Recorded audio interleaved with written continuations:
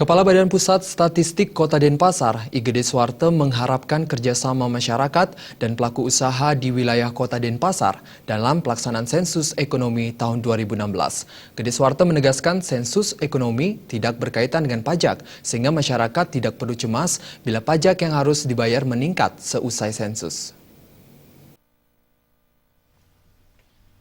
Keresahan masyarakat dalam memberikan data ekonominya dengan jujur kepada petugas sensus ekonomi menjadi masalah tersendiri bagi petugas sensus ekonomi 2016. Kepala Badan Pusat Statistik Kota Denpasar, Igede Suwarte meyakinkan, pelaksanaan sensus ekonomi 2016 sama sekali tidak berhubungan dengan pajak. Oleh karena itu, masyarakat Kota Denpasar diharapkan bekerja sama dengan memberikan keterangan sejujur mungkin kepada petugas sensus yang mendatangi rumah mereka. Sama sekali tidak ada hubungannya dengan pajak, karena selama ini ketika kita melakukan pendataan khususnya dari BPS selalu dikait-kaitkan dengan pajak, padahal kita mengumpulkan data itu untuk mendapatkan informasi dasar yang benar sebagai dasar perencanaan, jadi tidak ada hubungannya sama sekali dengan pajak.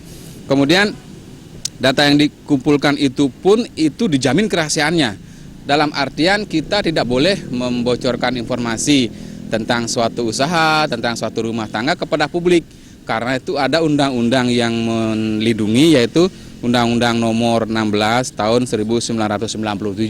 Jadi semua informasi yang kita kumpulkan itu sangat dijamin kerahasiaannya, begitu.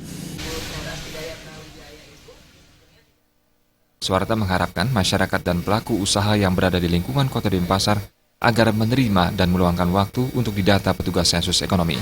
Selain itu, kerahasiaan data hasil sensus dilindungi Undang-Undang Nomor 16 Tahun 1997 tentang statistik. Alit Putra dan Arta